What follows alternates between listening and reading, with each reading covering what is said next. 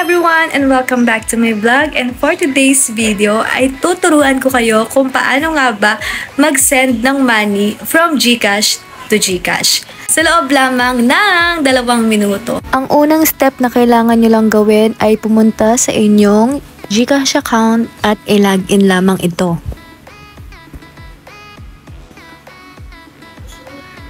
Kapag nandito na kayo guys, make sure na pumunta lang kayo sa inyong profile para malaman na kayo ay verified na. Hindi ka makakapag-send ng GCash to GCash hanggat hindi ka verified. At para malaman yon, pumunta ka lang doon sa profile sa lower right corner.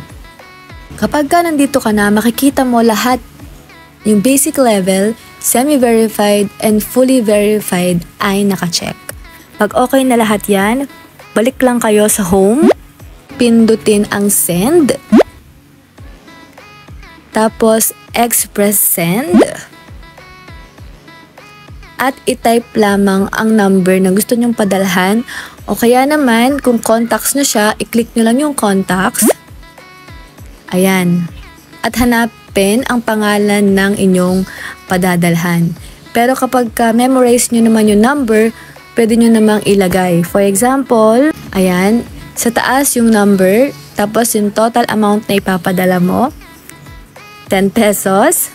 Then, kung may gusto kong i-message, pamasko ko sa'yo, ayan. So, mababasa nila yan. At the same time, marireceive nila yung papadala mo. Tapos, next, ayan, i-verify mo muna kung tama yung number. Lalabas yung initials ng pangalan niya. And pindutin mo yung I confirm that the details are correct. Tapos, send 10 pesos. Nakapag-send na tayo at lalabas na yung resibo. Matatanggap na ito nung owner ng pinadalhan mo.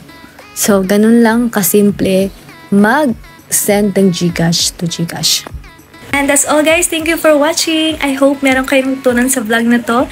And don't forget to hit like, comment, share, and subscribe. Goodbye and I love you all.